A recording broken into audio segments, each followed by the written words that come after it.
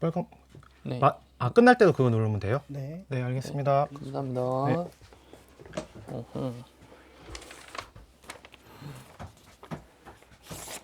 하시죠. 야, 투자 관련해서 이렇게 얘기하시는 꿈도 못 꿨는데. 아니, 강의 아, 아니고 너무 그냥 신기하네요. 네. 아, 뭐 그쵸, 대화 같은 거니까. 제가 질문을 하면 답변을 하는 형식으로가 네. 제일 편하더라고. 아, 그럴 것 같아요. 제가 이제 네. 제 목소리도 이거 넣을게요. 네네. 네. 우리는 투자를 해야 된다고 사람들이 많이 얘기를 하는데 왜 투자를 해야 되는지, 노동으로 수익으로만 벌어먹고 살 수 없는지, 그거에 대해서 되게 궁금한데 말씀 좀 해주시면 좋겠습니다. 아, 저는 이제 생각을 하는 게, 다 부자 되고 싶잖아요. 그리고 돈을 버는 이유도 결국 내가 잘 살고 싶은 건데. 근데 되게 참 중요한 부분이 시간하고 돈의 관계인 것 같아요. 그러니까 우리가 한 1000년씩 살면 천천히 모아도 될 것 같은데 또 그렇지도 않고 우리는 계속 늙어가니까 지금 어떻게 보면 전 이렇게 생각하는 게 태어나는 순간 죽어가는 중이고 우리가 제일 젊은 날은 오늘이고 그러다 보니까 지금 당장 돈을 더 벌고 싶은 마음이 있는데 그럼 이게 투자를 과연 해야 되나? 라는 생각을 해봤을 때 이런 문제점이 좀 있다라는 거죠. 어떤 거냐면 우리가 알고 있는 이 돈이란 게 생각보다 굉장히 허상에 가깝더라고요. 되게 쉽게 얘기를 하면 1970년대 짜장면이 100원 정도 했다고 나오더라고요. 네. 근데 지금 2023년이니까 짜장면이 6,300원이 넘었습니다. 그러면 짜장면을 이때 사서 50년 동안 갖고 있었으면 63배를 번 거예요. 이렇게 생각하는 사람은 아무도 없죠. 네. 그리고 짜장면이 똑같은 양이고 사실 옛날보다 좀 더 적을 수도 있지만 이렇게 비싸졌다라고 생각을 하는데 그게 거꾸로라는 겁니다. 어떤 거냐면 화폐 가치가 떨어졌다라는 거예요. 예, 화폐 가치의 역수, 그게 이제 물가인데 물가가 올랐어요 라는 게 결국은 화폐 가치가 떨어졌어요 라는 거죠. 요즘 아이들한테 1,000원짜리 주면은 집지도 않아요. 10,000원짜리 줘도 잘 거들떠보지 않아요. 5만 원 정도는 돼야 왜냐면 이거 가져가서 뭐라도 먹고 할 수 있으니까. 예전에는 10,000원 갖고 거의 다 됐었는데 지금 5만 원 갖고 해야 된다라는 건 물가가 사실은 비싸졌다라고 표현하지만 이게 아니라 돈 자체의 가치가 하락했다라고 표현하는 게 맞는 것 같습니다. 그럼 결국 집값이 오른 게 아니라 돈이 싸진 거예요. 그러니까 아파트 하나는 그대로 아파트 하나인데 돈 자체가 싸지니까 4억짜리가 8억이 됐고 10억이 돼 있는 거죠. 그렇다면 돈을 버는 행위가 결국 돈을 화폐로만 갖고 있으면 계속 화폐 가치가 낮아지니까 문제가 생긴다는 겁니다. 예를 들어 지금 100억이 있어요. 그럼 이건 과연 10년 뒤에 얼마의 가치를 가질까를 봤더니 대부분 지금 물가 상승률 화폐 가치 하락을 보면 10년에 2배 정도를 잡더라고요. 거꾸로 무슨 얘기냐면 10년에 2배 정도 돈이 늘어난다는 얘기예요. 그러면 지금의 100억이 10년 뒤에는 50억 정도의 가치라는 거고 또 10년 뒤에는 25억의 가치라는 거죠. 그러면 돈을 화폐로만 갖고 있다면 이 화폐 가치 하락을 막을 수가 없다라는 겁니다. 그래서 투자를 해야 된다라는 거에 규결을 할 수밖에 없는 거죠. 돈을 돈으로만 갖고 있으면 이 가치의 하락을 막을 수 없으니까 이렇게 집이라는 뭐 꼭 집을 투자라는 얘기는 아닌데 투자물에 갖고 있으면 이 집 한 채는 그대로잖아요. 근데 돈의 가치가 하락을 하니까 샀을 때 100억이었던 집이 10년 뒤에는 200억이 돼 있고 20년 뒤에는 400억이 돼 있는 건 집이 비싸진 게 아니라 돈이 싸진 거예요. 근데 돈을 100억으로 갖고 있으면 10년 뒤에 50억이 되고 20년 뒤에 25억이 됩니다. 이 가치의 차이가 나타난다라는 거죠. 그래서 우리는 투자라는 걸 할 수밖에 없는 세상에 살고 있고 이걸 이제 원인을 따져보자면 1970년대 미국에서 이제 달러랑 금을 교환해주는 그 금태환을 없앤 닉슨 대통령의 정책부터 시작을 하는데 뭐 복잡한 것보다는 이것만 알면 될 것 같아요. 돈은 화폐로서 점점 가치가 하락하는 중. 그렇기 때문에 가치를 갖고 있는 투자물을 갖고 있었을 때 오히려 돈의 양이 늘어난다. 이런 느낌으로 이해를 하시면 투자를 해야 된다라는 건 지금의 삶을 사는 사람한테는 그냥 당연히 해야 되지 않나? 라는 걸 느낀다라는 거죠. 예, 그런 부분들로 설명을 할 수 있을 것 같은데 어떻게 좀 느낌이 오십니까? 예, 느낌이 네. 옵니다. 아, 그래요? 그러니까 다 회사를 다니신 분들이 이 유튜브로 많이 볼 텐데, 일단 돈을 벌어도 그 돈으로는 부자가 될 수 없다는 거 이미 알고 있고, 근로를 더 하거나 아니면 노동을 더 해서 수익을 많이 벌어야 되는데, 왜냐하면 물가가 계속 올라가니까 우상향을 하고, 맞아요. 그랬을 때 근로소득이 아니라 그거를 이제 물가가 상승하는 거에 비례해서 돈을 더 벌어야 되는데, 그러려면은 투자를 꼭 해야 된다. 맞아요. 그걸 10년 전 짜장면 가격과 집값으로 이렇게 말씀을 주신 것 같습니다. 맞아요. 맞나요? 네, 맞아요. 예. 이거를 조금 더 깊게 들어가면 결국 통합팽창이라는 개념을 찾을 수가 있는데, 통합팽창이 뭐냐면 지금의 이 세상의 돈을 빚으로 찍어내는 형태거든요. 그러니까 은행에서 준비지급률이라는 게 있어요. 예를 들어 준비지급률이 10%면 10%의 돈만 있으면 그 10배를 돈을 찍어낼 수 있는 거죠. 은행이 10억을 갖고 있으면 100억을 돈을 다시 찍어낼 수 있는 형태예요. 그래서 그 준비지급률에 따라서 화폐가 팽창을 하는데, 제가 알기로는 지금 준비지급률이 한국이 7% 정도입니다. 이 얘기는 14배를 돈을 찍어낼 수 있다는 얘기랑 똑같아요. 그래서 통화가 계속 팽창하는 중인데, 이 통화 팽창을 조절하는 게 금리죠. 그러니까 금리가 높다고 해서 이 팽창이 줄어드는 게 아니라 팽창률이 줄어들어요. 그러니까 계속 팽창은 하는데 덜 팽창하냐, 더 많이 팽창하냐, 딱 이거고, 이 비율만큼 물가가 상승하고 화폐 가치가 하락하더라고요. 그럼 우리는 이걸 이기는 싸움을 해야 돼요. 이거를 이기는 싸움을 못하면 열심히 일하는데 가난해집니다. 이거 되게 슬픈 얘기잖아요. 가난해져요. 나는 열심히 월급을 받는데 이 통화 팽창 때문에 가난해져 버려요. 그래서 이 부분을 어떻게 이겨낼까를 고민하는 게 투자더라고요. 그럼 거꾸로 10년에 2배 이상 성장하는 뭔가를 찾으면 돼요. 그게 뭐든 상관없습니다. 땅이든 금이든 은이든 구리든 비트코인이든 집이든 하다못해 알트코인일 수도 있고 여러 가지 있을 수 있죠. 예. 그런 게 롤렉스랑 샤넬도 가치가 계속 오르는 부분들이 있기 때문에 결국 투자물이 될 수 있는 부분이고, 그게 이걸 이제 인플레이션이라고 얘기하기도 하잖아요. 예.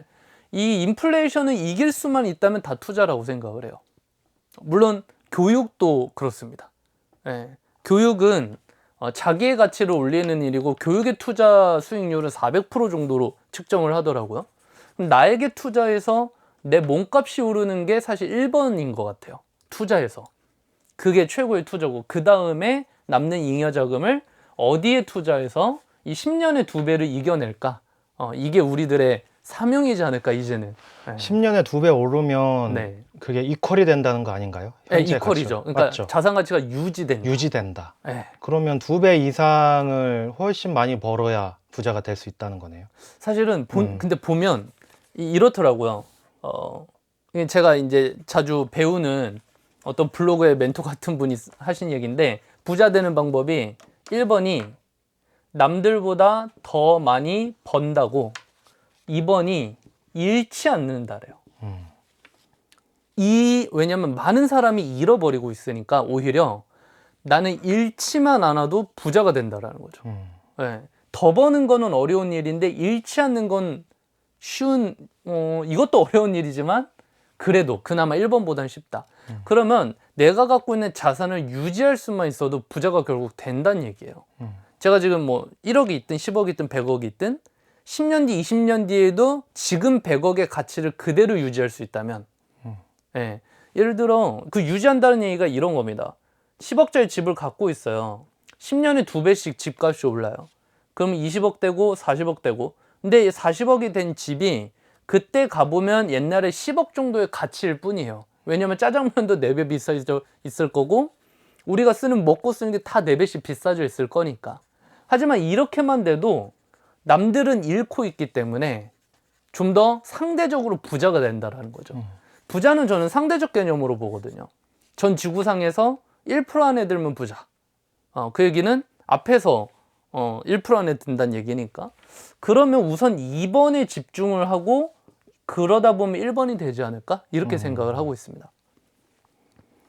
그래서 통합팽창의 개념을 우선 이해하는 게 되게 중요하고, 그래서 10년에 2배 이상 벌자, 2배 이상 자산을 늘리자, 이게 첫 번째 목표가 돼야 되지 않을까.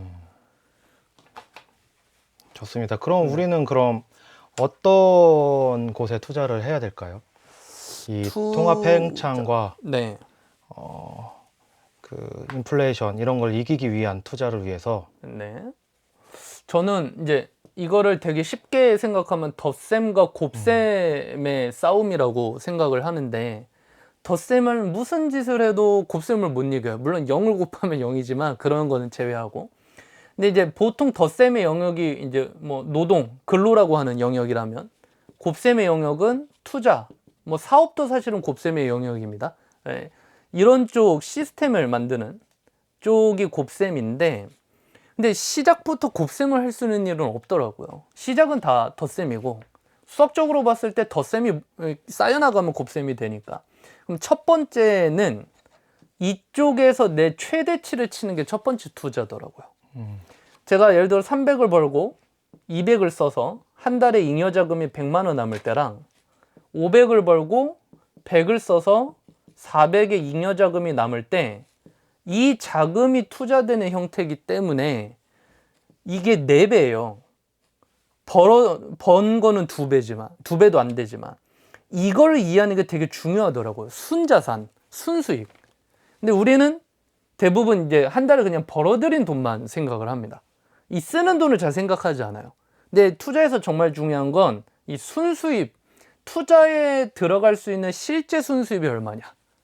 이게 굉장히 큰 부분이었고, 그래서 저는 첫 번째 투자는 물론 이쪽에 이제 부동산도 있고 주식도 있고 코인도 있고 있겠지만, 이걸 어떻게 만들어내느냐가 해결되지 않으면 그 다음 문제가 해결되지 않는다 라고 생각을 해서, 이걸 올리는데 최대한 많은 시간과 노력을 들이는 게 첫 번째 투자라고 생각을 하고, 그럼 여기에서 이걸 올리려면 뭘 해야 되는가 라고 봤더니 교육이 많이 필요하더라고요. 남들보다 더 벌려면 결국 정보 비대칭을 가져야 되니까 남들보다 더 많이 알거나 더 많은 노하우가 있거나 경험치가 필요하죠. 그래서 교육에 투자하는 게 가장 좋은 투자라고 저는 생각을 했고, 교육 중에 뭐 책도 있고 강의도 있고 뭐 유튜브도 있고 요즘은 뭐 무료로도 너무 많으니까 이 관심을 갖는 거에 대한 부분들이 되게 중요했고, 두 번째는 지금 하고 있는 직장에서 아니면 지금 하고 있는 일에서 소득의 최대치를 찍어보는 것, 그리고 소비를 극한으로 줄여보는 것, 이게 저는 이제 1번이라고 생각을 합니다. 그 다음에 이게 되면서 그 다음에 투자를 고민을 해야 되는데, 대표님은 투자를 어떤 걸 해보셨어요? 저는 부동산, 네, 부동산. 그 다음에 교육과 직장에서 맥스로 올리기가 기본이 됐었고, 네, 그 다음에 코인, 네. 그 다음에 주식, 뭐 있는 거는 다 해본 것 같아요. 맞아요. 물론 이제 세부적으로 들어가면 투자물이 엄청나게 많고, 부동산 안에서도 청약도 있고 구축도 있고 갭 투자도 있고 뭐 크게 하면 PF도 있고 뭐 엄청나게 많지만, 크게 보면 자산구는 이 정도로 볼 수가 있죠. 코인은 예전에는 자산으로 인정을 못 받았지만 지금은 뭐 엄연히 자산으로 인정을 받고, 전 세계 비트코인이랑 이더리움 시장은 한국의 코스피 코스닥 시장하고 맞먹거나 더 클 정도로 엄청난 돈이 모여 있으니까 굉장히 큰 자산 가치라고 볼 수 있습니다. 어떻게 보면 내 돈을 넣어 놓을 수 있고 그게 우상향하는 거라면 거의 다 자산으로 볼 수 있죠. 사실 좀 특이한 자산들도 되게 많아요. 아까 얘기했듯이 뭐 롤렉스를 모은다든지, 샤넬이나 구찌는 좀 안 되고 샤넬 정도는 모아 놓으면 이게 오히려 가치가 상승하는 희귀하니까 그런 부분들을 볼 수 있는데, 우리가 접근할 수 있는 투자물은 크게 이 정도라고 볼 수 있고, 저는 이 세 개의 성격이 다 다르다고 봐서 나한테 잘 맞는 걸 선택해야 된다고 봐요. 물론 어떤 성향이 있는지 모르니까 알아보는 것도 되게 많이 필요하고. 대표님은 성향이 좀 어떤 편이세요? 본인이 생각하기에? 제 성향은 부동산이었고 네. 부동산을 선택한 이유는 실물 자산이라는 게 아. 가장 이제 컸죠. 주식 같은 경우에는 기업의 가치를 평가해서 주식에 반영을 해서 뭐 상승하고 하락한다는 거가 있지만 어쨌든 부동산을 투자를 했을 때 아파트를 샀다. 근데 1억짜리가 10만 원 되고 100만 원 되고 1000만 원 되는 거는 상당히 어렵거든요. 그렇죠, 그렇죠. 예를 들어서 뭐 투자를 했는데 잘 안 됐다. 그럼 내가 실제 거주를 할 수 있는 이 실사용성이 있기 때문에 적어도 영원 폐지가 되지는 않는다. 휴지 조각이 되지 않는다라는 그 생각으로 부동산 투자를 먼저 했습니다. 맞아요. 예, 부동산이 주는 가장 큰 그 안정감이란 게 그런 거더라고요. 최악의 경우는 내가 들어가서 살자라든지, 이게 지진이 나면, 지진이 나도 사실 대지지부는 있으니까 예, 최악의 경우를 생각했을 때 이걸 좀 이제 어려운 말로 하방경직성이라고 하잖아요. 그러니까 하방이 좀 막혀 있다. 아무리 최악을 가도 이 이상은 안 떨어지겠지라는 믿음이 있는 실물 자산이죠. 그러기 때문에 특히나 대한민국 사람들이 참 좋아하는 것 같아요. 그래서 우리나라의 돈의 많은 부분이 부동산에 들어가 있고, 정부는 뭔가 경제가 어려워질 때마다 부동산 부양 정책을 먼저 들고 옵니다.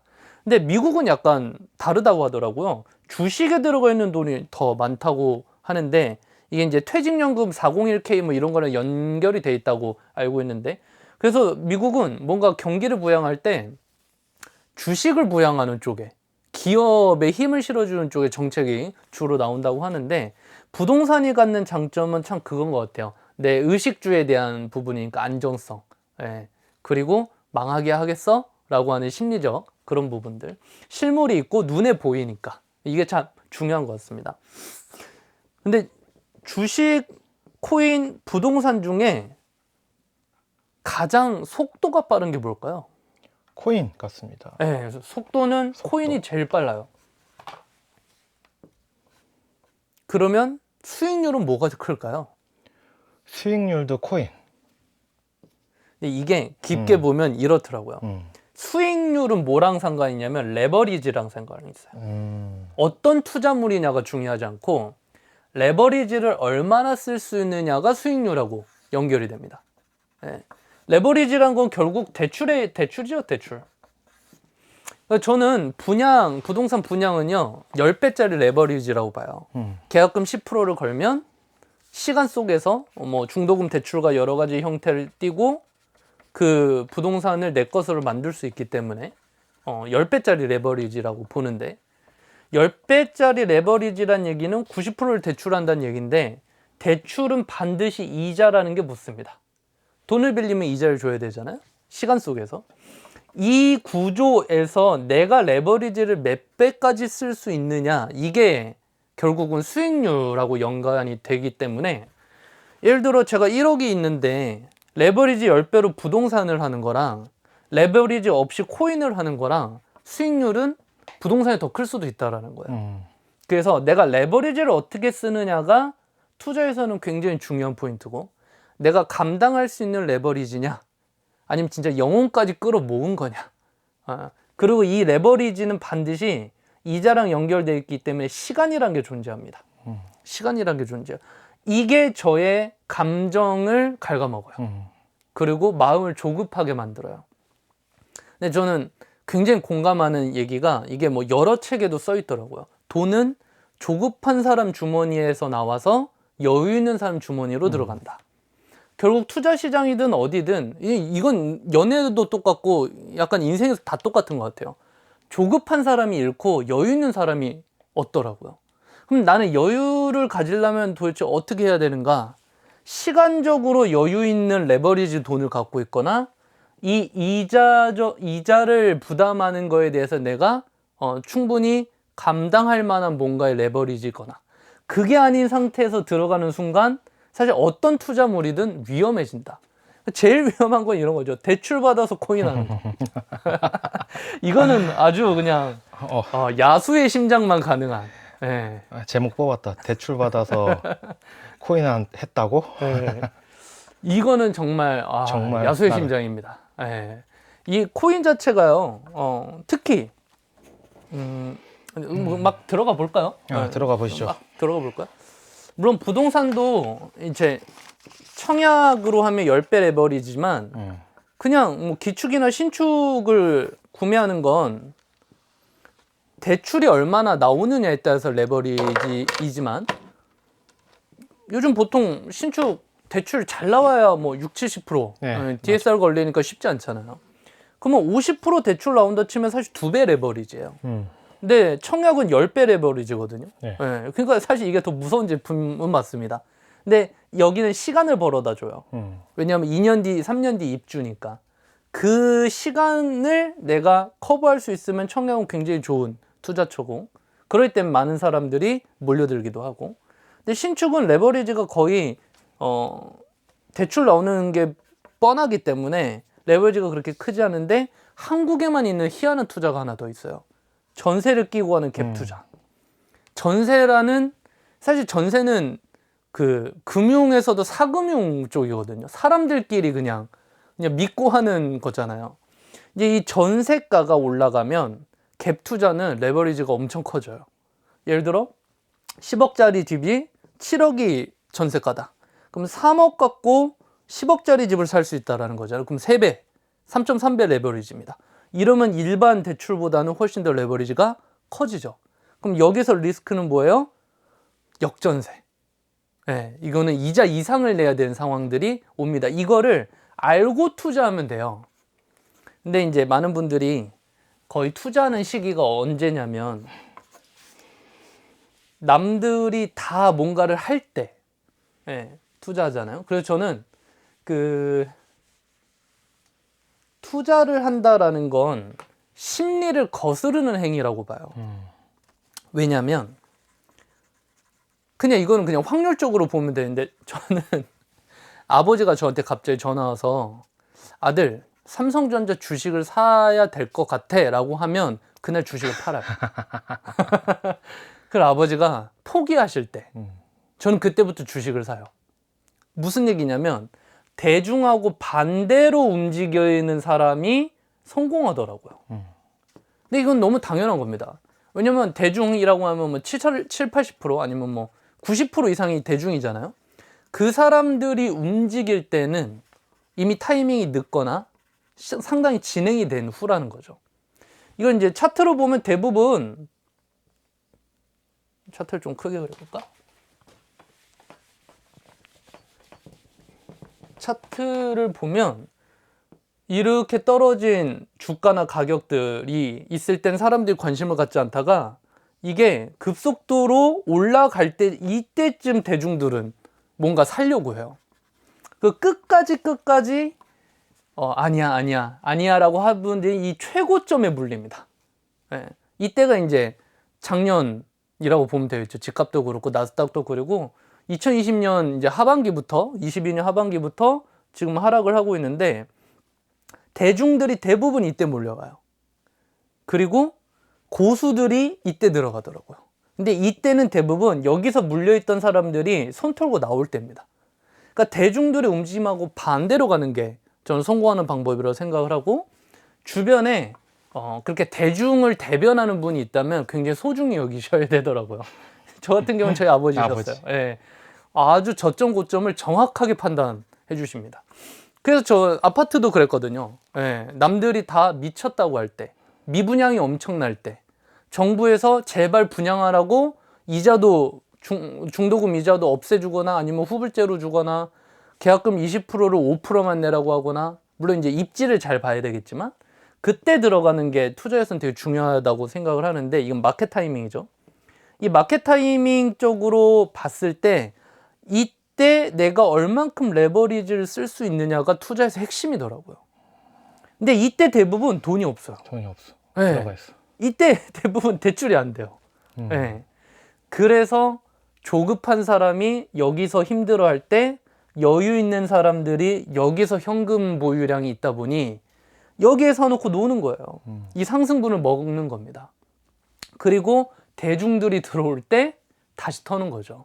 이 마켓 타이밍을 대중이라 표현했는데 사실 인간지표라는 단어가 있거든요. 코인은 국룰이 하나 있는데 뭐가 있냐면 지하철에서 50대 보신 분한테 죄송할 수 있지만 그냥 대중적으로 50대 여성분이나 20대 초반 여성분들이 업비트를 깔고 얘기한다. 나와야 되는 타이밍입니다. 왜냐면 대중에서 가장 늦게 진입하는 부류거든요. 그분들이 지하철에서 계속 코인 얘기를 하고 있다. 올랐다고 한다. 그럼 서서히 분할 매도를 해야 되는 타이밍이다. 아파트도 뭐 비슷하고 다 그럴 것 같아요. 주식도 그렇고. 그래서 이런 큰 흐름을 머릿속에 알고 가야 되는데 인간의 감정이란 게 절대 그렇지가 않아요. 주변 사람들이 막 얼마 벌었어. 아파트 분양 막 자고 일어나니까 3천만 원이 올랐어. 코인 뭐 들어가는데 나 1,000만 원 벌었어 하루 만에. 이런 얘기가 주변에서 들어오면 알고 있지만 조급해집니다. 심지어 그게 대출받은 돈이라면 더 조급해집니다. 사람이 심리가 엄청나게 흔들려요. 그래서 80에서 95%의 사람들이 비슷한 의사결정을 계속 한다라는 거예요. 역사 속에서 계속. 그 차트에서도 나오고 뭐 여러 가지 매물에서 나오죠. 그래서 투자를 하려면 내가 이 플러스 노동소득에서 꾸준히 나오는 잉여금이 충분히 있고 내가 레버리지를 감당할 수 있을 정도의 여유가 있어야 이 시장에서는 결국 살아남는다 라는 게 제가 계속 겪어보니까. 근데 투자 관련된 책도 읽어보면 다 똑같은 얘기 하거든요. 네, 고전 책을 읽어보든 요즘 책을 읽어보든 이 얘기는 계속 똑같이 해줘요. 그래서 뭐 얘기가 막 중구난방 새는데 괜찮아요? 우리는 오늘 그런 얘기하러 왔으니까. 네.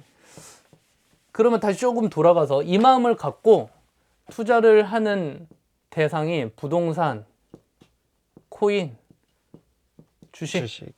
이렇게 크게 세 개로 봤을 때 저는 대표님처럼 뭔가 실물을 중시하고 하방 경직성, 이 아래로는 안 떨어질 거야 라는 안정감을 원하는 분들이 부동산을 주로 선택한다고 봅니다. 특히 한국에서는 부동산이 불패라는 얘기가 있을 정도로 부동산은 거의 무조건 이기지 라는 얘기가 있을 정도로 우상향해왔고 실제로 그런 자산이에요. 그래서 이제 이쪽에 투자를 많이 하시고 공부도 하시고 얼마나 많은 강의들이 있어요. 네. 근데 부동산은 하면 안 되는 것들이 있습니다. 저는 어떤 분야를 들어가든 해야 될 것보다 하면 안 될 걸 먼저 찾아요. 그것만 피하면 잃지는 않으니까. 하면 안 되는 게 뭐였냐면 지주택, 지역주택 조합 뭐 이런 건데 왜 안 되는지는 자료를 찾아보시고. 네. 왜냐면 이거 관련 분들이 보시면 오피스텔 그리고 빌라, 상가 무슨 얘기예요? 그럼 뭐만 하라는 얘기예요? 아파트만 해라. 물론 여기서 돈 버는 분들이 있어요. 있는데 난이도가 너무 높아요. 네. 지산도 있겠네요. 난이도가 너무 높아요.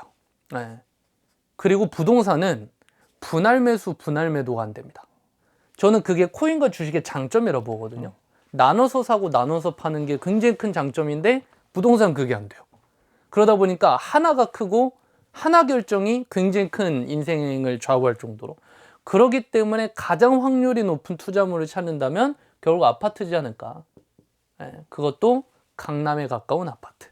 강남에 가까울수록 집값은 거의 수직 서열화되어 있더라고요. 그래서 이게 가장 중요한 포인트였다라고 생각을 하고요. 물론 저도 부동산을 갖고 있지만 전문가가 아니라서 전문가의 채널을 찾아보시면 좋겠고. 근데 이 결국 부동산 투자도요. 결국 그 현금으로 완장으로 사는 분 없잖아요. 뭐 한남동 이런 데 아니고서야 다 주택담보대출이나 이런 걸 통해서 하는데 꾸준히 뭔가 이자 이상을 납부할 수 있을 정도의 현금 흐름이 되지 않으면 사실 꿈을 꿀 수 없다라는 부분들이 있고, 여기서 이제 이 규모가 안 나오니까 코인이나 주식 쪽을 선택하는 분들이 많으시더라고요. 그래서 이제 주식 먼저 보면 주식은 크게 해외 주식하고 국내 주식으로 나눌 수 있습니다. 물론 이 안으로 들어가면 또 뭐 ETN도 있고 ETF도 있고 여러 가지가 있지만 해외와 국내를 나눌 수 있는데 저는 개인적으로 국내 주식은 추천이라고 좀 그렇고 안 합니다. 국내 주식은. 왜요? 이게 우리나라 코스피나 코스닥 차트를 보시면 아는데 박스피란 얘기 들어보셨어요? 박스피? 아, 그 밖을 못 벗어난다? 예. 왜 그런가 봤더니 주식이란 게 결국은 어떤 기업의 미래 가치를 가격으로 이제 환산을 해놨다고 보시면 되는데 그 기업의 어느 지분이잖아요. 그러니까 저는 애플이라는 기업에 애플이 1%면 엄청 많죠. 아무튼 1%를 갖고 있다는 얘기는 나는 그 기업의 1% 정도의 지분을 갖고 있다는 얘기고 그걸 주식화해서 갖고 있고 그 기업이 커지면 주식도 비슷한 비례로 늘어날 거다. 플러스 배당이란 걸 받으니까 현금 흐름이 생기는데 우선 한국의 기업들은요 배당을 거의 안 합니다. 그리고 한국의 기업들은요 횡령과 배임과 상장 폐지와 너무 많아요. 그러다 보니까 물론 국내 주식 1위부터 100위는 늘 있지만 이 1위부터 100위에서 계속 차지하는 기업들이 별로 없고 늘 순위가 바뀌는 걸 보면 국내의 기업들이 굉장히 신뢰성이 없다 라는 판단이고 그래서 국내 주식은요 장기 투자가 잘 안 먹힙니다. 국내 주식에서 돈을 버는 분들은 제가 다 찾아보니까 장기 투자보다는요 거의 다 단타로 돈을 번 분들이 대부분이에요. 그러니까 테마주, 소형주로 뭔가 정보를 미리 알거나 차트를 보고 급등하는 예를 들어 에코프로 같은 거죠. 네, 이번 해에 한국 주식시장은 딱 네 글자였잖아요. 에코프로. 이게 전부였잖아요. 에코프로 같은 거 하나로 인생을 바꾸는 분이 나오지만 그건 너무너무 소수고 그걸 미리 하는 것도 불가능하고 전 그래요. 정보로 주식 투자하는 건 우리 같은 보통 사람은 불가능하다. 왜냐하면 나에게까지 정보가 왔다는 얘기는 이미 끝났어. 이미 알 사람은 다 안다. 근데 그 정보를 갖고 들어갔다는 얘기는 아까 그 그래프의 마지막쯤이라고 봐도 무방하지 않을까.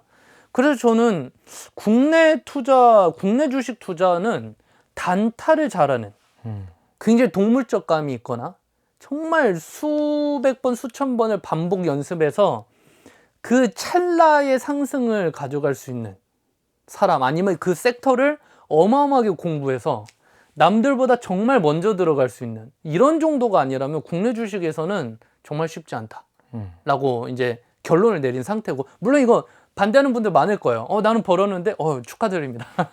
부럽습니다.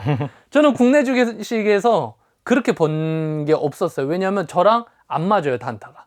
저는 단타가 안 맞아요. 계속 그 호가창을 보고 있는 것도 힘들고 제 개인 사업이 있기 때문에 그 시간에 뭘 못해요. 주식은 아침 장 열릴 시간부터 1시간 그 장이 마감되기 전 1시간 이때 유동성이 제일 커서 그때 매수 매도를 해야 되는데 그때 일이 있으면 아무것도 못하는 거죠. 근데 해외 주식은 특히 미국입니다. 해외 주식에서 뭐 브라질 이런 데 하면 안 돼요. 미국. 저는 미국 주식은 투자를 해요. 근데 어떤 아이디어냐면 이런 겁니다. 어차피 투자를 할 거면요 1등한테 투자를 하는 게 제일 낫더라고요. 네. 예를 들어 많은 사람들이 한국 주식하면 생각하는 건 삼성전자잖아요. 국내 1등. 미국 주식하면 생각나는 거 테슬라, 애플, 마이크로소프트, 구글. 미국을 떠올린 이유는 뭐냐면 지구 1등이라서 고른 거예요. 미국이 망하면 주식 투자라는 게 의미가 있을까? 그 시간에? 예를 들어 여러분 미국이 망했어요. 그럼 투자를 하고 있을 상황은 아닌 것 같아요. 그때는. 미국이 망할 정도면 외계인이 침공을 했거나 뭐 운석이 떨어졌거나 뭐 이런 거 아닐까요? 그러니까 미국이 망하면 사실 한국은 그 전에 망해 있을 것 같고 상황상 그럼 1등한테 투자하는 게 낫겠네 였고 그럼 미국 주식 안에 뭘 투자해야 되지? 근데 저는 개별 주식을 볼 눈이 없어요. 그 기업을 모두 막 공부하고 그 산업을 막 조사하고 이럴 시간이 없어요. 그러면 미국 자체에 투자하는 게 낫겠다. 그거를 지수라고 부릅니다. 지수. 미국 지수. 국내의 지수는 코스피가 있고 코스닥이 있고 미국의 지수는 나스닥이 있고 다우가 있고 S&P가 있어요. 그래서 각각 그 기업들이 모여 있는 게 조금씩 다른데 저는 지수 중에 나스닥에만 투자를 하고 있습니다. 그러니까 저한테 맞는 투자를 찾은 거예요. 이렇게 하시라는 게 아니라 저는 생각의 흐름이 이랬어요. 할 거면은 해외 주식, 할 거면은 미국 주식, 할 거면은 개별 말고 지수 투자. 지수 할 거면은 나스닥 다우 S&P 중에 나스닥이 나랑 제일 잘 맞아. 나스닥은 테크 기업, 기술을 갖고 있는 기업들이 모여 있는 시장이라 나스닥엔 애플, 마이크로소프트, 구글, 테슬라 이런 업체들이 있습니다.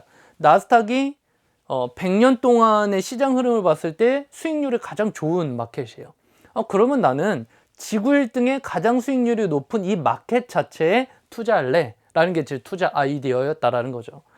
그래서 주식 투자는 저는 이런 흐름으로 해야 일반적으로 직업을 갖는 분들이 가능하지 않을까라고 생각을 했고, 그래서 제가 내린 결론은 TQQQ를 10,000개를 모으겠다라는 걸로 결론이 났는데, 이거는 뭐 나중에 얘기할 시간이 있으면 이 주식 관련해서 좀 자세히 한번 풀어보고요. 예, 전체적인 흐름은 이렇다라고 생각을 하시면 될 것 같아요. 세 번째로는 이제 코인인데, 대표님 코인 투자 해보셨습니까? 네, 했습니다. 네. 마음이 아프죠. 코인이 참 무시무시한 거예요. 저는 코인 투자를 2017년 연말부터 했는데 이때가 리플이 4,000원이 갔던 때예요. 네. 그리고 비트코인이 2,500만 원을 했을 때, 우리나라 전 국민이 업비트를 깔고 지하철에서 여대생과 할머니께서 업비트 얘기를 하셨을 때, 2017년 연말입니다. 아직도 기억이 나요. 그때 비트가 2,500만 원을 치고 떨어지기 시작했고, 이더리움이 한 달 뒤까지 상승했다가 떨어지기 시작했습니다. 그리고 나서 2019년까지 약 80%가 하락을 해요. 시장 대부분이. 변동성이 어마어마합니다. 근데 투자를 하는 사람 입장에서는 변동성이 커야 돈을 벌거든요.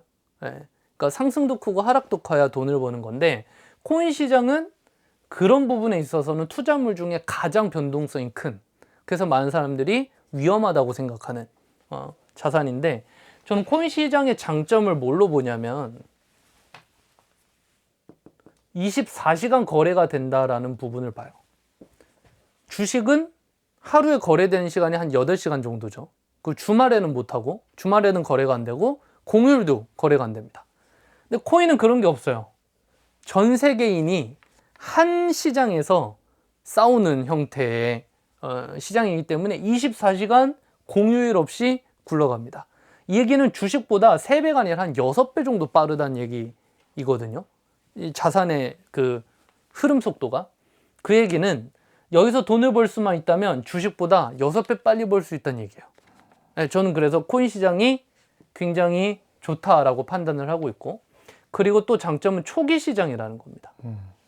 주식은요, 난다긴다는 고수들이 다 모여 있어요. 예를 들어 제가 미국 주식을 한다는 얘기는 워렌 버핏하고 싸운다는 얘기일 수도 있습니다. 제가 판 주식을 사는 사람이 워렌 버핏일 수도 있잖아요. 모르지만, 누가 사는지 모르지만. 그러니까 너무너무 초고수들이, 그리고 전 세계 거대 기관 기업들이 모여 있는 곳이기 때문에 정말 쉽지 않은 시장이다. 근데 코인은 아직도 거부하는 기관이나 나라들도 많고, 주식만큼 큰 돈이 들어와서 기관들이 움직이는 형태는 아직까지는 아니다 보니까 초기 시장이기 때문에 초보들이 돈을 벌 수 있는 시장이라고 저는 판단을 했어요. 실제로 그런 분들이 많았고요. 우리 뭐 유튜브나 이제 커뮤니티 보면 막 20대인데 3천억을 번 원효띠 막 이런 얘기들 많잖아요. 그런 거 보다 보면 이 시장이 아직은 기회가 많고, 이걸 이제 엣지라고 부르죠, 엣지. 기회가 아직은 많은, 뭐 알파라고도 부르는데, 기회가 많은 시장이다라는 거. 그리고 24시간 흘러가기 때문에 속도가 빠르기 때문에 수익률을 더 빨리 벌 수 있는 기회가 있다라고 판단을 해서 제 자산 포트폴리오는 코인이 가장 크고요. 뭐 부동산은 그냥 제 실거주 집에 대한 부분 투자고, 그리고 미국 주식 이렇게 분산이 되어 있습니다. 여기서 조금 더 얘기를 드려보면, 대표님 혹시 달러 갖고 계세요? 달러? 안 갖고 있습니다. 네. 저도 이 부분을 좀 간과를 하고 있었는데, 달러. 미국 주식을 하다 보니까 환율 때문에. 예, 원화랑 음. 달러에 대한 개념을 제가 다시 생각하게 됐어요. 근데 의식의 흐름은 비슷합니다. 지구의 1등은 미국. 그러면 돈 종류 중에 1등은 달러. 그렇죠? 기축통화라고 하잖아요.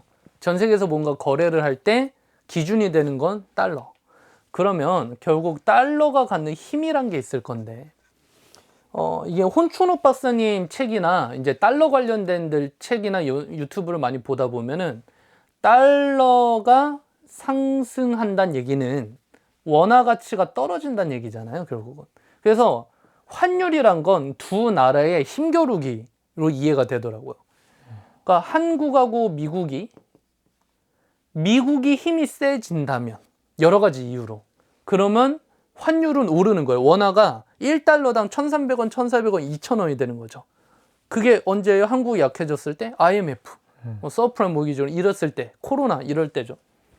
한국이 미국보다 세질 때, 물론 그런 경우는 거의 없지만 그럴 때는 이제 한때 이런 경우 있었잖아요. 1달러에 1,000원, 심지어 뭐 900원일 때도 있었죠. 영영 돌아오지 않을 것 같지만 이럴 때는 환율이 내려간다.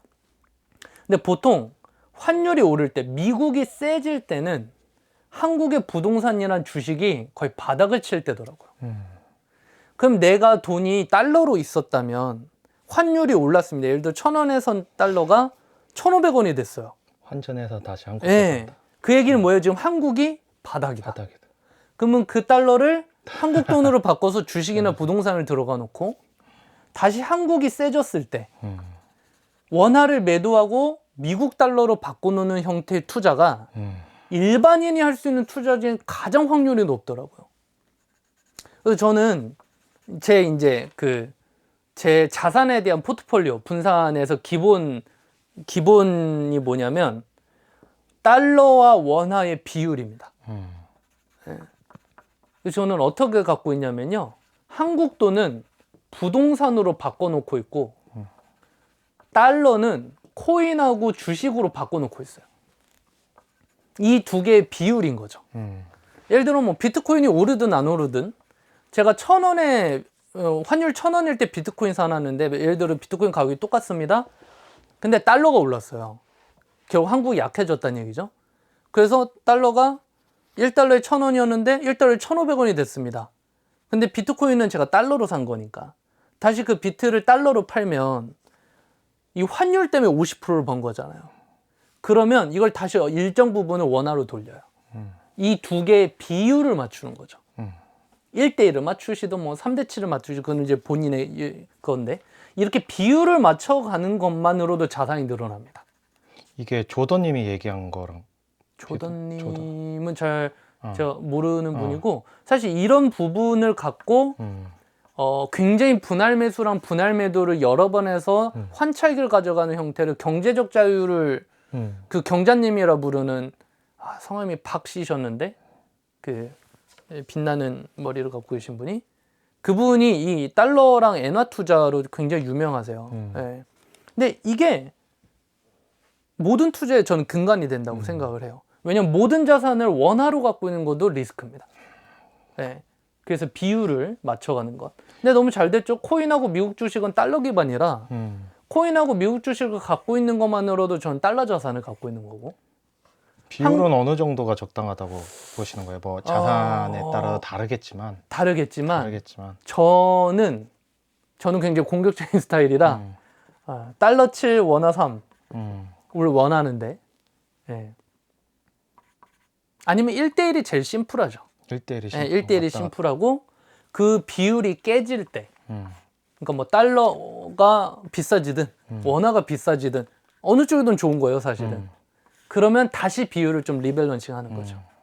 이게 어떤 투자를 하든 가장 기본이 돼야 된다라고 생각을 합니다. 특히나 지금은 더 그래요. 왜냐하면 전 세계가 다 연결돼 있고 미국에서 일 터지면 한국에서 바로 반응이 오니까. 그래서 이런 기본적 개념을 갖고 있고 나는 투자 다 어렵다. 그러면요. 진짜 이것만 갖고 하셔도 돼요. 예를 들어 달러로 1,000만 원. 원화로 1,000만 원. 가만히 놔두는 겁니다. 그리고 몇 달 뒤에 봤더니 달러 1,000만 원이 1,200이 돼 있어요. 그럼 받고. 그러면 일정 부분 팔고 또 1대1로 맞추는 거예요. 맞죠. 예. 계속 늘어나게. 그렇죠. 이게 제가 나중에 설명할 쉐넌의 도깨비가 이 개념이거든요. 아. 포트폴리오 개념인데 리밸런싱과 켈리 법칙 뭐 다 연결되어 있지만 가장 쉬운 방법이 이거예요. 근데 이 투자의 장점이 뭐냐면 세금이 없습니다. 세금이 없다. 그러니까 환전이잖아요. 환전. 그렇네요. 환전 수수료만 있고 이 차익에 대한 세금을 내지 않아요. 아, 근데 미국 주식이 올랐어요. 그럼 미국 주식을 팔아야 이제 환전이 가능한 거잖아요. 그렇죠. 그럼 팔았을 때 25%인가? 세금 낸다고 알고 있는데. 네, 주식은 양도소득세가 있죠. 네. 근데 그럼, 지금 말씀드린 건 그냥 원화로 가지고 있었을 달러로만 때? 갖고 있는 거예요. 달러로만 가지고 있으면 세금이 없죠. 그렇죠. 어. 그러니까 예를 들어 뭐 증권사 어플 아무거나 해서 요즘은 거기서 다 달러 환전이 되니까 좋네. 한국 돈 1,000만 원, 달러 1,000만 원으로 환전만 시켜놓고 그냥 몇 달 뒤에 보는 거예요. 네. 차익이 생기면 다시 리밸런싱. 이게 가장 기초가 되는 건데 물론 이게 수익률이 속 터져요. 물론 이게 뭐 억 단위고 막 그러면은 그것만으로도 엄청나지만 달러를 가만히 놔두지 않고 그걸 코인이나 주식으로 바꿔 놓으면 플러스 알파를 만들 수 있으니까. 물론 그 부분은 수입이 나면 뭐 세금을 내는 건 어쩔 수 없지만 그 원화는 원화로 가만히 놔두기에는 좀 그러니까 뭐 예금이나 적금을 나눌 수도 있고 안정적인 분들은 나는 그거를 부동산으로 계속 적립식이잖아요. 부동산은 결국은 은행 돈을 살짝 빌려갖고 매달 갚으면서 몇십 년 안에 그 부동산을 내 걸로 만드는 게 투자인데 그럼 나는 원화 채굴 하면서 일정 부분을 다 부동산으로 집어넣겠다. 그리고 일정 부분은 달러로 집어넣겠다. 이렇게 하면 이제 시기마다 리밸런싱을 하는 거죠. 이게 투자에서 저는 굉장히 중요한 개념이라고 생각을 했고 사실 이것만 가르쳐줘도 1,000만 원짜리로 좀 보는데 이게 알아도 이렇게 실행 잘 못하세요. 실제로. 그래서 저는 포트폴리오를 이렇게 갖고 있다. 그 코인의 장점은 그런 부분들이다. 근데 이제 여기서 그러면 업비트에서 코인하면 원하잖아요. 네, 그래서 저는 코인을 업비트에서 안 하고 해외 거래소에서 한다. 해외 거래소는 달러를 기반으로 하니까. 그럼 입금 자체를 해외 쪽으로 할 수 있나요? 그건 못 하죠. 우리나라는 지금 어떻게 되어 있냐면 업비트나 빗썸에서 사서 여기로 입금하는 형태, 코인을 전송하는 형태예요. 어쨌든 원화로 사가지고 그걸 교환을 해서 어쨌든 해외로 보내는 거네요. 그렇죠. 이 흐름이 이렇게 돼요. 원화를 업비트에 입금해서 업비트에서 코인을 사고 코인을 해외 거래소로 보낸 다음에 그거를 달러로 팔면 달러가 됩니다. 굉장히 복잡하죠, 이렇게 가면. 근데 굳이 이걸 다시 달러로 팔진 않아요. 코인으로 여기서 들고 있지만 결국 1,000만 원 원화, 1,000만 원 달러 가지고 있는 그 투자를 코인으로 하자면 그냥 해외 거래소에서 코인을 가지고 있으면 그게 달러로 가지고 그쵸. 있는 거나 동일하니. 네, 달러 그리고, 연동이 돼 있으니까. 네. 예를 들어 이제 코인으로 갖고 있다가 비트나 이더나 뭘 갖고 있다가 이제 매도할 때가 돼서 팔면 여기서는 달러가 남아요. 그렇죠. 네. 이제 이거를 갖고 어떻게 쓸 거냐는 그때그때 문제지만 달러 환율이 이 원화 입금했을 보다 달러가 비싸져 있다면 그것도 환차익이 된다라는 겁니다.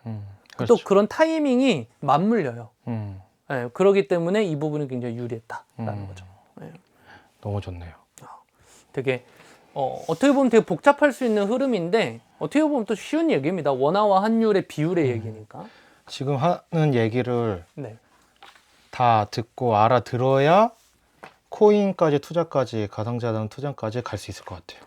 되게. 뭐 물론 그렇긴 합니다만 왜냐하면 네. 장기적으로 그렇죠. 가야 장기적으로 되니까. 우리가 원하는 왜냐면 거고. 단기적으로 했을 때는 이런 얘기를 안 들으면 감정에 휘둘려서 그냥 갈 것 같고 맞아요. 부동산이든 주식이든 다 찍먹 하려고 이제 들어왔다가 또 털리고 나가고 이런 느낌이 있습니다. 맞아요. 그러니까 결국 시간하고 돈하고 싸우는 건데 여기서 이걸 어지럽히는 게 결국 내 감정이었고 이 감정은 조급함 때문인데 이 조급함을 이기는 투자를 어떻게 할 것인가를 고민하다 보니까 이런 방법들이 우리가 선택할 수 있겠구나. 물론 이 조급함을 없애는 방법이 또 하나 있거든요. 뭐냐면 비중을 조절하는 거예요. 예를 들어 내가 갖고 있는 10억, 돈이 10억이 있는데 1억만 투자합니다. 이러면 조급함이 사라져요. 근데 사람의 욕심이 될까요? 1억 갖고 10억짜리 투자를 하려는 게 사람의 욕심인데. 그런데 이렇게 해야 돈을 벌더라고요. 근데 우리는 이 방법을 선택할 수가 없는 게 우선 10억 자체를 들고 있지 않아요. 그러면 제가 선택한 방법은 뭐냐면 이런 겁니다. 어떤 투자 시스템을 공부하고 연구해서 제 나름대로 결론을 내려요. 투자 시스템을. 이게 뭐 부동산이 될 수도 있고 코인이 될 수도 있고 주식이 될 수도 있어요. 투자 시스템을 만들어 놓고 나는 원화를 계속 채굴합니다. 그리고 내가 일정 부분은 제가 생활비로 소비를 해야겠죠? 그리고 남는 부분의 잉여 자금을 이 투자 시스템으로 매달 일정하게 뭐 금액이 좀 바뀔 수 있지만 계속 이쪽으로 늘 수 있다면 그럼 이 안에서 이제 배분되는 거예요. 일정은 부동산으로 들어가고 일정은 달러로 들어가고 일정은 뭐 코인을 하고 그럼 이게 시스템으로 어느 정도 구축이 돼 있고 방법론이 확정이 되면 제가 할 일은 하나밖에 없어요. 원화를 더 많이 버는 거. 그럼 일이 간단해지고 조급함이 사라집니다. 근데 내가 들고 있는 돈으로 10배를 만들어야지 이렇게 판단을 해버리면 그게 줄어들면 되게 힘들어져요. 그럼 조급함이 사라지려면 저는 목표에 대해서 어느 정도 기간이 지나면 달성할 수 있겠다라고 눈에 보이면 조급함이 사라질 것 같아요. 맞아요. 시스템으로 돌리는 거는 감정을 떼어놓을 수는 있지만 시스템으로 예를 들어서 뭐 한 달에 5만 원을 투자해 시스템에. 그래서 수익이 100% 해도 10만 원밖에 안 돼. 그러면 조급함이 사라질 수 있을까라는 생각이 드는데 맞아요. 그래서 근로소득도 교육을 통해서 배워서 본인이 벌 수 있는 금액을 시드머니로 불려야 된다는 게 병행이 돼야 된다. 맞아요. 라고 말씀을 주신 거죠. 네. 이 부분은 그 스티븐 코이 박사의 성공하는 사람들의 7가지 습관에 보면 습관 2번째가 아마 그럴 거예요. 끝을 보고 시작하라. 라는데 내가 목표로 하는 금액이 있을 거잖아요. 예를 들어 대표님은 목표로 하는 금액이 혹시 있으세요?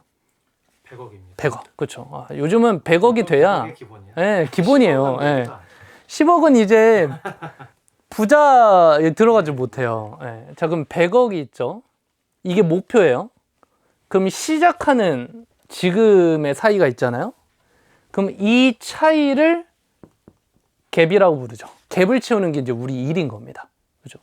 그러면 아주 단순하게 볼까요? 1억이 있습니다. 1억을 갖고 100억을 만들고 싶어요. 그러면 100배의 투자 수익률을 일으켜야 돼요. 자, 그럼 목표가 이제 얘가 됐죠. 100배. 근데 여기엔 시간이라는 변수가 들어갑니다. 시간이라는 변수가 들어가는데 이게 10년 안에 됐으면 좋겠다 라고 한다면 그렇죠? 그럼 10년 동안 100배의 수익률을 만들어야 되는 게임을 해야 되는 거예요. 10년 동안 100배가 일어나려면 1년에 몇 배씩 얼만큼 수익률을 내야 되는가를 계산하는 게 72법칙이라는 게 있어요. 72법칙. 이게 뭐냐면 연평균 수익률을 72로 나누면 2배 되는 시간이 나옵니다. 예를 들어 나는 투자를 해보니까 1년에 20%는 수입이 나더라. 그러면 72를 20으로 나눠요. 그럼 3.6이죠? 그러면 3년 반 정도면 원금이 2배가 된다는 거예요. 되게 신기한 계산인데 거의 비슷해요. 그러면 1년에 20%씩 수입을 내면 3년 반에 2배. 그러면 7년에 4배. 10년에 8배예요. 근데 나는 100배를 벌어야 되잖아요. 그럼 투자 수익률이 20% 갖고 안 되는 겁니다. 그럼 어느 정도 올려야 될까? 투자 수익률을 아주 쉽게 1년에 72%를 수입을 낼 수 있다. 그러면 1년에 2배가 되는 거죠. 그럼 10년이면 512배. 2의 10승이니까. 목표 달성했네요? 목표 달성했네. 512배예요. 이렇게 하면은 그러면 초과 달성이잖아요. 100배는 어느 정도면 되냐면 2에 5승이 32, 6승이 64, 7승이 128, 7승 정도 되면 되거든요. 2에 7승? 그러면은 7번이니까 좀 애매한데 한 50% 정도면 되지 않을까요? 50%면 1, 4, 1년 1.4, 하니까 뭐 정확히 1.5로 볼게요. 1년 반마다 2배. 그럼 3년에 4배예요. 그러면 6년에 16배, 9년에 64배. 그러면 10년 차에 100배가 좀 넘어가겠죠. 예. 계산법 맞죠? 3년에 4배니까 9년에 64배 맞죠. 예. 그럼 50에서 60% 정도의 연수익률을 가질 수 있으면 10년에 100배가 된다라는 겁니다. 와, 100배, 10년에 100배면 엄청난 거거든요. 그러면 나는 1년에 50%에서 60% 정도의 세금 생각하면은 한 60%는 해야 될 것 같아요. 자, 그럼 목표가 나온 거예요.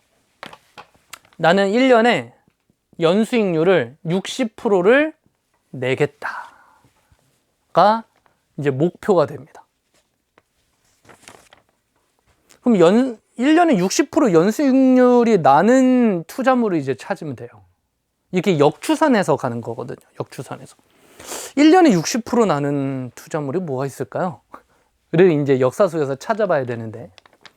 근데 저는 여기서 인베스트랑 트레이딩을 구분해야 된다고 생각해요. 한글말로 하면 이게 투자고 인베스팅은 매매라고 봐야 될 것 같은데.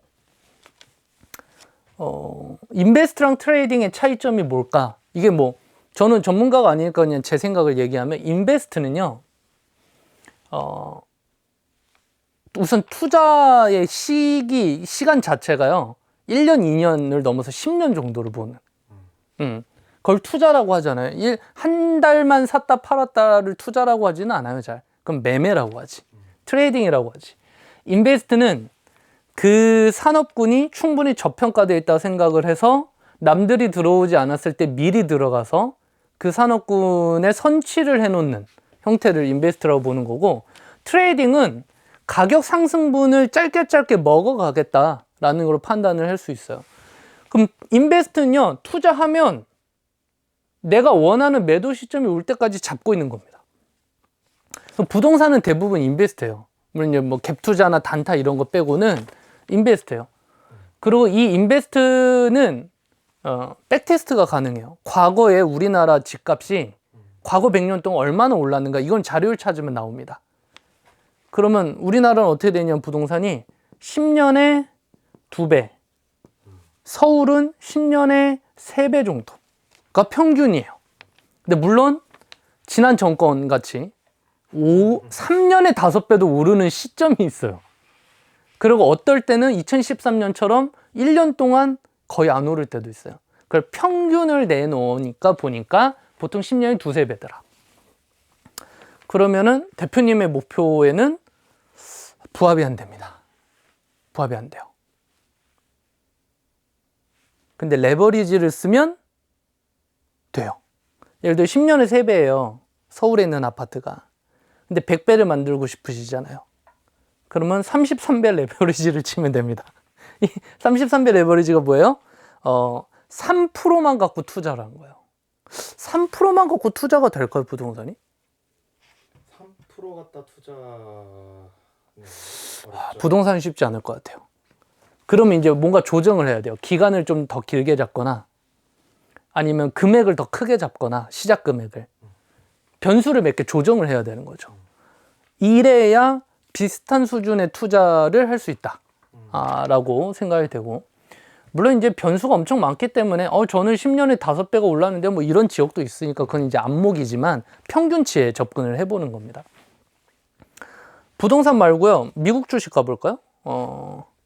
나스닥이 제 기억에 뭐 정확하진 않아요. 자료를 찾아봐야 되는데 나스닥이 연평균 수익이 9에서 11% 정도예요.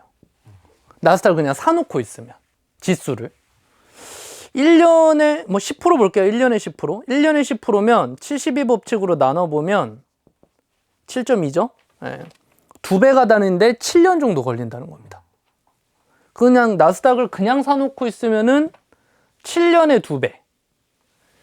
그럼 부동산보다는 상승률이 큰데 목표를 달성하는 거에는 조금 미치지 못해요. 예. 그럼 그때는 레버리지를 또 고민을 하는 거예요. 아니면 금액을 더 높이거나. 그래서 저는 나스닥은 이제 ETF QQQ가 나스닥을 추종하는 가장 대표적인 ETF인데 QQQ라는 ETF를 사면 나스닥이 상승하는 만큼 걔도 똑같이 상승합니다. 근데 미국 주식에는요 레버리지 상품이 있어요. QLD랑 TQQQ라는 게 있는데 QLD는 QQQ의 2배 레버리지고 TQ는 3배 레버리지예요. 나스닥이 1% 상승하면 QQQ도 1% 상승하는데 QLD는 2% 상승하고 TQ는 3% 상승해요. 3배 레버리지입니다. 그러면 TQ 3억치를 갖고 있는 건 QQQ 거꾸로 TQ 1억치를 갖고 있는 건 QQQ 3억치랑 비슷하다는 거예요. 물론 이게 이제 산술 평균이 아니라 기하 평균이라 오르고 내리고를 반복하면 이게 손실 볼 땐 더 크게 봐요. 어쨌거나 그냥 대충 비교하면 그래서 TQQQ를 백테스팅 과거 역사에서 봤더니 1년 연평균 수익률을 45% 정도로 계산할 수 있었습니다. 3배보다 많죠. 네, 이게 곱셈이기 때문에 그렇습니다. 그럼 이제 45%를 볼게요. 그럼 72를 나눠요 45로. 우리 목표 60%에 좀 근접한 것 같아요. 그렇죠? 네. 45%면 1, 45, 27 한 5 정도 되겠네. 1.5 정도. 그쵸? 1년 반 정도 되면 2배예요. 1년 반 정도 되면 2배예요. TQ를 1억치를 갖고 있으면 1년 반마다 2배 정도 된다는 얘기입니다. 그래서 제가 TQ를 모으는 거예요. 물론 떨어질 때는 엄청 떨어져요. 그러면 좋다고 나오고 더 모읍니다. 왜냐면 저는 이건 인베스트이기 때문에 그래요. 대부분 사람들이 삼성전자가 9만 원 됐을 때 비싸다고 그랬어요. 그래서 4만 원일 때 사야 되는데 라고 했는데 4만 원으로 돌아가니까 아무도 안 사요. 신기한 거죠. 사람의 심리가 그래요. 9만 원에서 10만 원 될 것 같을 땐 사고 싶고 9만 원짜리가 4만 원 되면 사기 싫은 거예요.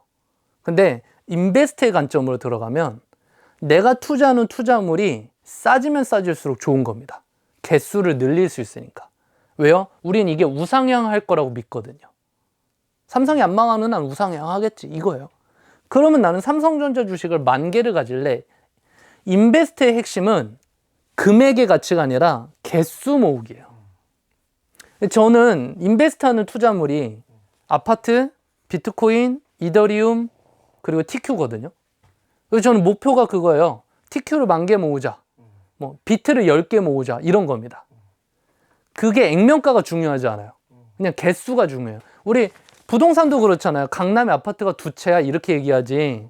강남의 아파트가 100억이었는데 지금 80억이 됐어 이렇게 얘기 잘 안 하잖아요. 개수를 모으는 겁니다. 왜냐면 안 팔 거니까. 인베스트는 그런 개념 같아요. 그래서 개수 아니면 금액치를 해도 되는데 예를 들어 나는 TQ를 3억치를 모을 거야.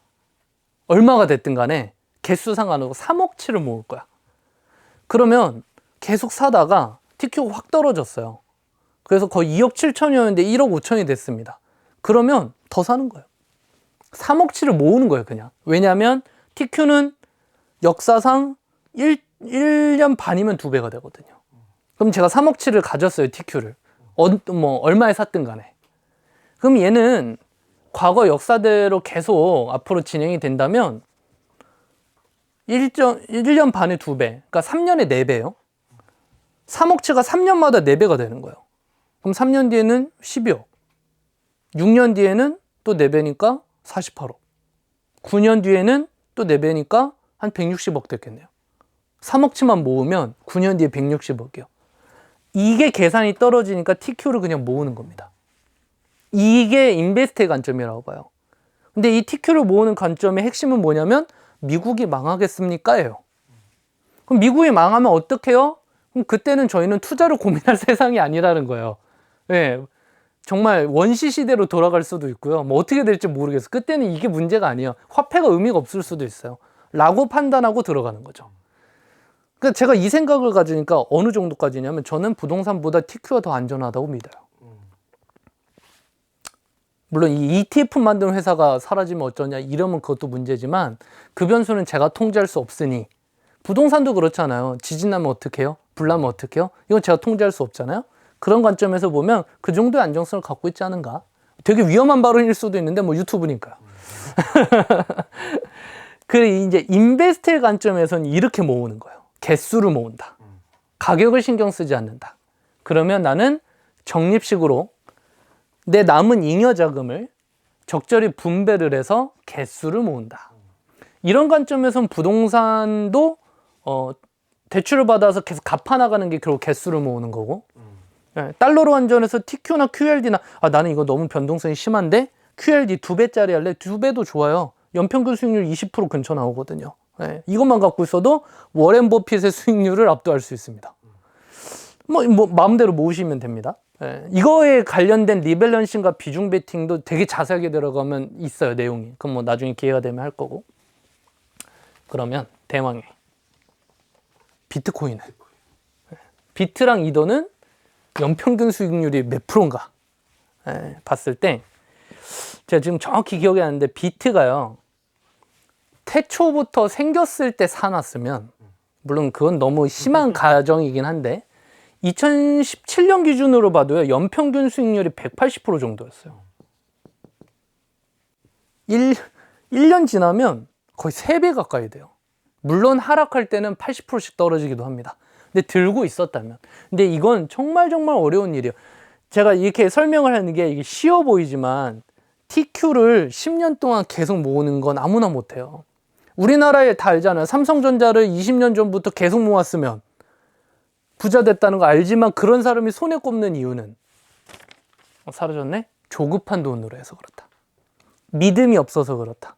그만큼 인베스트에 대한 내 관념이 없다. 조금 오르면 팔고 싶고 떨어지면 팔고 싶고 이게 사람의 심리잖아요. 그걸 거꾸로 한다. 비트는요 이 정도로 봐요. 이더리움은 이거 이상입니다. 2배 이상이에요. 비트 외에 나머지 코인들은 비트에 곱하기 2배에서 5배 변동률을 보여요. 이더리움은 보통 비트코인의 상승률의 2배에서 3배 정도.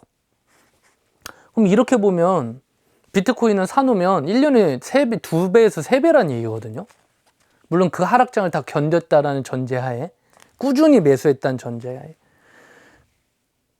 그러면 이제 대표님이 원하는 100배가 수익률 180이면 1년에 2배만 볼게요. 그러면 7년이면 100배 달성. 그럼 가장 빠르네 라고 보는 거예요. 근데 이렇게 단순하게 될 것인가? 정말 그냥 말대로 이렇게 될 것인가? 과거처럼 될 것인가? 이거는 누구도 대답할 수 없지만 인베스트라는 관점에서 본다면 이런 식으로 투자하는 겁니다. 비트코인의 미래를 믿기 때문에 나는 개수를 모은다. 이것도 되게 위험한 발언일 수 있지만 제 여러 가지 근거에 나중에 그것도 한번 보여드릴게요. 차트로. 저는 비트코인 하나가 최소 1억에서 2억 5천 정도 될 거라고 보는 사람이에요. 언제 되느냐 몰라요. 그건 모르는데 그냥 제가 갖고 있는 근거하에 제 근거하에 저는 이 정도로 판단을 하고 있습니다. 그럼 비트코인 10개를 갖고 있어요. 그럼 1억이 되면 10억이죠. 비트코인 하나 2억 5천이 되면 25억입니다. 뭐 더 오를지 모르지만 저는 그걸 목표로 보고 있습니다. 그러면 그 개수를 모으는 거예요. 모아가는 거죠. 그러면 떨어지면 더 기쁜 거예요. 왜냐면 싼 가격에 더 많이 모을 수 있으니까. 이게 대중과 반대로 가는 겁니다. 대중은 떨어지면 팔고 싶어요. 오르면 사고 싶어 하고 거꾸로죠. 떨어지면 사고 싶어 해야 돼요. 인베스트는. 왜냐면 난 정해진 개수가 있고 정해진 금액이 있는데 떨어지면 더 싸게 사니까. 올라가면 약간 답답한 겁니다. 아직 개수 못 모았는데. 떨어지길 바라는 게 인베스트의 관점이에요. 그래서 저는 비트랑 이더를 계속 그 인베스트의 관점에서 모으고 있습니다. 이쪽에 제 자산 비중에서 제일 커요. 이 두 개가. 근데 이제 이렇게 물어보실 수 있죠. 비트 이더 말고 다른 코인은 안 하십니까? 정답은 전 모르겠습니다. 비트랑 이더는 이미 시장이나 규모나 코인의 펀더멘탈이라고 하기 좀 그렇지만 이미 수많은 기관들이 와서 돈을 투자했고 이 시장을 없앨래야 없앨 수 없는 형태까지 갔어요. 그 정도로 판단을 하기 때문에 저는 이 두 개를 투자하는 건데 나머지 코인들은 한 치 앞도 모르겠습니다. 제가 그런 기술적인 부분들이나 이거는 정말 미국의 제가 잘 모르는 이제 막 생긴 기업이 앞으로 스타트업으로 대박이 나고 벤처가 돼서 애플 같은 기업이 될 거냐? 이런 수준의 질문이라고 생각을 해요. 아무도 모른다. 그렇기 때문에 저 개인적으로 알트코인들은 자산의 5% 미만만 하셔야 되지 않을까. 사실은 1% 미만 하셨으면 좋겠는데 이제 거기서 또 대박이 날 수도 있는 거거든요. 마치 비상장 주식하고 비슷해요. 정말 좋은 기업인데 아직 상장을 안 했는데 상장하면 10배, 100배 가는. 근데 상장 안 하면 끝인. 알트코인은 그런 개념을 갖지 않나 싶습니다. 그래서 저는 주력이 비트랑 이더 두 개 정도라고 봅니다. 자, 인베스트 개념은 이런 개념인데 트레이딩은 좀 달라요. 트레이딩은 투자물이 뭐냐랑은 상관이 없어요. 얘가 오를 거냐 내릴 거냐만 중요합니다. 어제 기사 찾아보니까 이번에 태풍이랑 여러 가지로 배추가요. 지난달 대비 160% 올랐대요. 대박이죠. 그럼 지난달에 배추를 1억치 사놓고 이번 달에 팔면 160%니까 2억 6천이 돼요. 1억이. 이게 트레이딩입니다. 투자물이 뭐냐는 중요하지 않아요. 걔가 오를 거냐 안 오를 거냐면 중요하고요. 그 오른 차액분만 가져갑니다. 원화로 투자하면 다시 원화로 돌아오는 거고 달러로 투자하면 달러로 다시 돌아오는 거야. 매매 트레이딩은 시계열도 짧고 핵심은 그 개수를 모아가는 게 아니라 가격의 변동분만 가져오는 거예요. 이거 이해 가세요? 어떤 느낌인지? 약간 겹치는 개념일 수도 있지만 마음이 달라요. 트레이딩 하는 사람들은 개수를 모으지 않아요. 왜냐면 비트코인이 10% 오르든 이더리움이 10% 오르든 상관 안 해요. 이 10%를 가져가는 게 그들의 목적이니까.